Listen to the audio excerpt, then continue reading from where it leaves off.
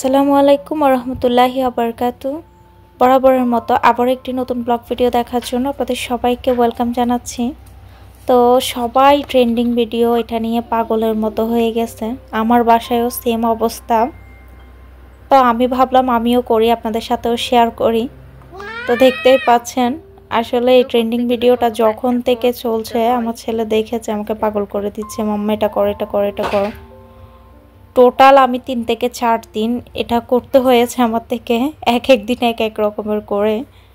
তো এই যে দেখেন, সত্যি বলতে একটা ভিডিও করতে কিন্তু অনেক পরিশ্রম দিতে হয়। দেখতেই পাচ্ছেন আমি যখন প্রথম দিন করেছিলাম সেদিন কিন্তু এত বেশি সুন্দর হয়নি, বাট সেকেন্ড যখন করেছি এইটা তখন অনেক ভালো লেগেছে। কিন্তু আমি এটাই বলবো হোয়াইট কালারের ওয়াটারের মধ্যে করলেই বেশি বেটার হয়। তো আমার এই পানিগুলো কিন্তু হোয়াইট কালারই ছিল, বাট আমি মাঝখানের মধ্যে একটা ফ্লাওয়ার দিয়েছি অরেঞ্জ কালার, সে কারণে কিন্তু কালারটা এমন দেখাচ্ছে, বাট সামনে থেকে দেখতে কিন্তু অসাধারণ লেগেছে। তো সত্যি বলতে বাচ্চারা তো অনেক পছন্দ করে, সাথে কিন্তু বড়দেরও অনেক ভালো লাগে। তো অনেকে প্রথমে লবণ দেয়, তারপরে হলুদের গুঁড়া উপর থেকে দিতে হয় আর কি। তো বেশি পরিমাণে দিলে কিন্তু একসাথে সুন্দর হয় না, খুবই অল্প পরিমাণের করে করে যদি হলুদটা দেওয়া হয় উপর থেকে তাহলে কিন্তু খুবই সুন্দর একটা মানে ম্যাজিক ওয়াটারের মতো কাজ করে এই আর কি। তো দেখতেই পাচ্ছেন আমার ছেলে তো মানে ও শুধু দিতেই থাকে দিতেই থাকে দিতেই থাকে। আমি প্রথম দিন যেটা করেছি সেটা আপনাদেরকে দেখাবো, দেখতে পাবেন। তো যেহেতু শর্ট ভিডিও দিই না আসলে এখন চ্যানেলে, সেজন্য কিন্তু আমি আর শর্ট ভিডিওতে শেয়ার করিনি, লং ভিডিওতেই শেয়ার করেছি। তো প্রথম অনেকে বুঝতে পারে না। আমি যখন প্রথম ভিডিওটা দেখেছি আমিও প্রথমে বুঝতে পারিনি। আমি প্রথম ভেবেছিলাম যে মনে হয় স্প্রাইটে দেওয়া হয়, অনেকে 7 আপের মধ্যেও দিয়ে করেছে। পরবর্তীতে দেখছি পানির মধ্যে দিয়েই কিন্তু এই ম্যাজিকটা করা হয়। তো এই যে দেখেন পানি নিয়েছি, পানির মধ্যে উপর থেকে হালকা একটু হলুদ দিয়ে দিচ্ছি। সত্যি বলতে এতটা মানে ভালো লাগে এটা করতে আর কি। আমি আরও 2-3টা করেছি, আপনারা দেখতেই পাবেন। তো এই যে দেখেন আমার ছেলের কাণ্ড কি করে। আর এই যে এটা হচ্ছে প্রথম যখন যেদিন করি সেদিনের। তো প্রথম দিনেরটা এই যে হোয়াইট কালারের পানির মধ্যেই কিন্তু বেশি সুন্দর লাগে, এই যে দেখেন। তো আমি ভুল করে অতিরিক্ত মানে হলুদের গুঁড়া দিয়ে দিয়েছি, যার কারণে এমন হয়েছে। আর এটা ছিল থার্ড টাইমে, এটা কিন্তু সুন্দর হয়েছে।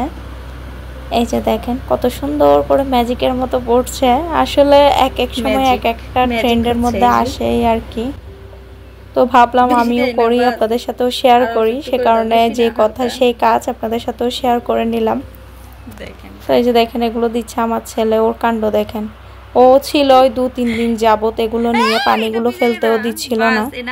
আর আরেকটা জিনিস দেখাবো আপনাদেরকে, দেখিয়েন। তো আমার বাসায় তো এই অবস্থায় ভিডিও দেখে কার কার বাসায় আমার মতো সেম অবস্থা হয়েছে অবশ্যই জানাবেন।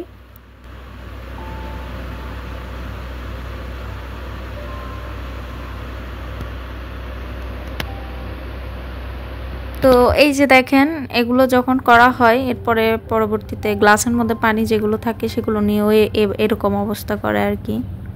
মোবাইলের তো অবস্থা মানে নাজেহাল করে ফেলেছে, কি আর বলবো। বিদেশের মাটিতে দেশীয় আম, এই যে দেখেন অনেকগুলো আনা হয়েছে। তো আমি বেছে বেছে অল্প রাখবো, বেশি খাবো না, কারণ আরও আছে ফ্রিজে।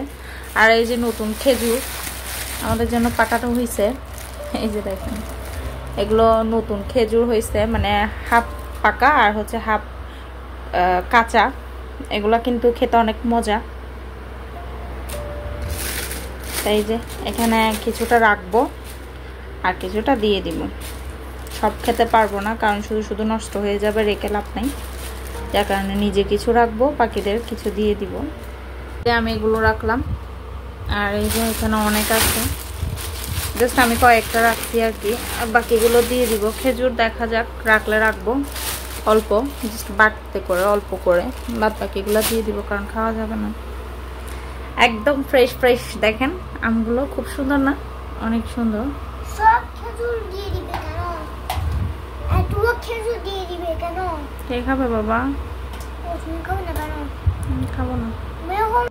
আর এটা ছিল আরেক দিনের ভিডিও, দেখেন কত কিছু আনছে। তো এগুলো হচ্ছে গ্রিন হাউসে করা সবজি।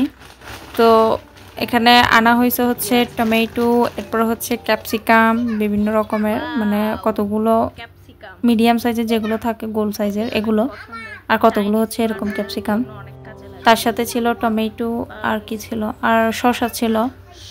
তো সত্যি বলতে আমরা যে এরিয়াতে থাকি এটা কিন্তু একটা অ্যারাবিক এরিয়া, তো যার কারণে কিন্তু এখানে আমাদের অনেক কাস্টমার সবগুলোই কিন্তু আরবি। তো ওরা যখন যা কিছু করে আমাদেরকেও কিন্তু দিয়ে থাকে, আর ওরা করলে কিন্তু মানে অল্প পরিমাণের ফসল ফলায় না আর কি, যা করে অনেক বেশি পরিমাণের করে। তো যার কারণে কিন্তু আমাদের জন্য পাঠানো হয়। আমার হাজবেন্ড যখন কাজে যাওয়া হয় এদের এখানে, তো ওরা কিন্তু দিয়ে দেয়, তা না হলে ফোন করেও কিন্তু বলে যে নিয়ে যাওয়ার জন্য। তো এ কিন্তু নিজে গ্রিন হাউস থেকে তুলে নিয়ে এসেছে। আমি একদিন আপনাদের সাথে শেয়ার করব এদের গ্রিন হাউসগুলো দেখতে কেমন। তো আমার হাজবেন্ডের যেহেতু বিজনেস, সো তার মধ্যে অ্যারাবিক এরিয়াতে, যার কারণে কিন্তু অনেক কাস্টমার, সবগুলাই আরবি, বাইরের কোনো কাস্টমার কিন্তু নাই। সো সবগুলো আরবি কাস্টমার, ওরা কিন্তু সবসময় কিছু না কিছু পাঠিয়েই থাকে আমাদের জন্য। আর যাদের সাথে সম্পর্ক বেশি ভালো তাদের জন্য কিন্তু আমি দিয়েছি অনেক কিছু। তো যাই হোক, এপাশে চলে আসলাম আপনাদের সাথে তিত করলা ভাজি শেয়ার করার জন্য। এই রেসিপিটা একদম রেস্টুরেন্ট স্টাইলে শেয়ার করছি। হোটেলে কিন্তু এভাবেই তৈরি করে, আর কিন্তু তেতো হয় না। প্রথমে আমি তেল দিয়েছি, সাথে কিন্তু পেঁয়াজ কুচি দিয়েছি বেশি করে, তার সাথে কাঁচামরিচকে ফালি করে দিয়ে কিছুক্ষণ ভেজে নিয়েছি। এরপরে তার সাথে হালকা হলুদের গুঁড়া, হালকা না 1 চা চামচ পরিমাণ হলুদের গুঁড়া দিয়েছি, আর 1/2 চা চামচ পরিমাণ লাল মরিচের গুঁড়া দিয়েছি। তার সাথে দিয়েছি 1 চা চামচ পরিমাণ ধনিয়া গুঁড়া। এগুলো দিয়ে অল্প পানি দিয়ে ভালো করে কষিয়ে তার মধ্যে আমি আগ থেকে করলাকে একটু ভিনেগার আর হচ্ছে লবণ দিয়ে কিছুক্ষণ ম্যারিনেট করে রেখেছি। তারপরে হালকা চেপে ভালো করে ওয়াশ করে, এরপরে বাদবাকি ওয়াশ করার পরে যে পানিটা ছিল সেটাকে একদম চিপে ফেলে দিয়ে তারপরে কিন্তু এখানে অ্যাড করেছি।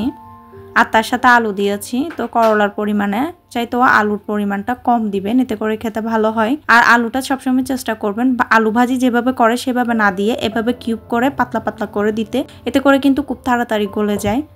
তো এই তো দেখতেই পাচ্ছেন। আর একটা জিনিস শেয়ার করি, সেটা হচ্ছে করলা ভাজি কিন্তু এমন কিছুই না যে শেয়ার করতে হবে। তো শেয়ার করার মূল কারণ হচ্ছে অনেকের করলা ভাজি করার পরে তেতো থাকে, তো সে কারণে কিন্তু আমি শেয়ার করছি আপনাদের সাথে। তো করলাটা যখন দিবেন চুলার ফ্লেমটা বাড়িয়ে দিবেন, যাতে করে করলা থেকে পানি বের না হয়। তো পানি বের হলে কিন্তু করলাটা তেতো হয়ে যায়। তো পানি যদি দেওয়ার আগে ভালো করে চেপে ফেলে তারপরে দিয়ে এরপরে চুলার ফ্লেমটা বাড়িয়ে দিয়ে অনবরত নাড়াচাড়া করতে থাকেন, তাহলে কিন্তু করলাটা তেতো হবে না। আর একটা জিনিস হচ্ছে, করলা কখনো ঢাকনা দিয়ে রান্না করবেন না, এতে করে কিন্তু তেতোটা বের হয়ে মানে বাকি আলু টালু সব কিছু তেতো হয়ে যায়। তা আশা করি এই টিপসগুলো মাথায় রেখে সবসময় করলা ভাজি করবেন। যারা তো করেনি, আর যাদের করলা তেতো হয় বা নতুন যারা আছেন তাদের উদ্দেশ্যে শেয়ার করা। আমি কিন্তু স্বাদ মতো লবণও দিয়ে দিয়েছি। তো আরেকটা জিনিস, সেটা হচ্ছে প্রথমে হাই ফ্লেমে রান্না করবেন, যখন একটু হয়ে আসবে তখন চুলা ফ্লেমটা মিডিয়াম টু লোতে করে দিয়ে ভাজি করবেন করলাটা, এতে করে সুন্দরভাবে ভাজি হবে। তো এই পাশে চলে এসেছি আরেকটা মজার জিনিস শেয়ার করতে। এটা ছিল ঈদের সময়ের ভিডিও, মানে কোরবানি ঈদের সময়ের। আসলে যেহেতু ব্লগ ভিডিও সেভাবে শেয়ার করা হয় না, সে কারণে কিন্তু মানে অনেক ভিডিও জমে গেছে। তো যাই হোক, আর দ্বিতীয়ত এই দেশে প্রচণ্ড গরম পড়ছে। এই জুন জুলাই মাসে কিন্তু প্রচুর গরম পড়ে, তো ভিডিও দেওয়া মানে ইজিও হয়ে উঠছে না আমার জন্য। তো আমি প্রথমেই চুলার মধ্যে তেল দিয়ে রসুন কুচি দিয়েছি, সাথে পেঁয়াজ কুচি, তার সাথে গরুর মাংসের কিমা দিয়ে কিছুক্ষণ ভেজে নিয়েছি। তার সাথে হালকা একটু হলুদের গুঁড়া, তারপরে দিয়েছি হচ্ছে ধনিয়া গুঁড়া, জিরার গুঁড়া, মাংসের মশলা দিয়েছে, আর দিয়েছিলাম হচ্ছে কি বলা হয় এটাকে সাদে ম্যাজিক মশলা। আর কষানোর সময় কিন্তু অল্প করে আদা বাটাও দিয়েছিলাম, রসুন বাটা দিইনি যেহেতু রসুনকে চপ করে দিয়েছি সেজন্য। তো আরেফার দিনের রোজা রেখেছিলাম আমি, তখনই আমি এই জিনিসটা বানিয়েছি, কোরবানি ঈদ বলছি সরি। তো এত মজা হয়েছে পাস্তাটা, কি বলবো। তো এরপরে বয়েল করা পাস্তা আমি এখানে দিয়ে সুন্দর করে নেড়ে চেড়ে তার উপরে ধনিয়া পাতা কুচি দিয়ে দিয়েছি। খুব বেশি ভালো হয়েছে খেতে, সে কারণে আমি আপনাদের সাথে শেয়ার করছি। তো সত্যি বলতে রোজা রাখলে অনেক কিছু খেতে ইচ্ছে করে, বাট রোজা যখন ভাঙা হয় তখন কিন্তু আর কিছুই খেতে ইচ্ছে করে না, সেজন্য এত কিছু করিনি। আর যেহেতু আমি একা রোজা রেখেছি সেজন্য। আর এই যে এ পাশে কিছুদিন আগে আমার শাশুড়ি আম্মা এই যে এগুলো পাঠিয়েছে, এই মিষ্টির কথা কিন্তু আমি আপনাদেরকে বলেছিলাম, দেশে যখন গিয়েছি তখন ভিডিও দিয়েছিলাম, তখন এত মজার মিষ্টি। এটা রসগোল্লা আসলে।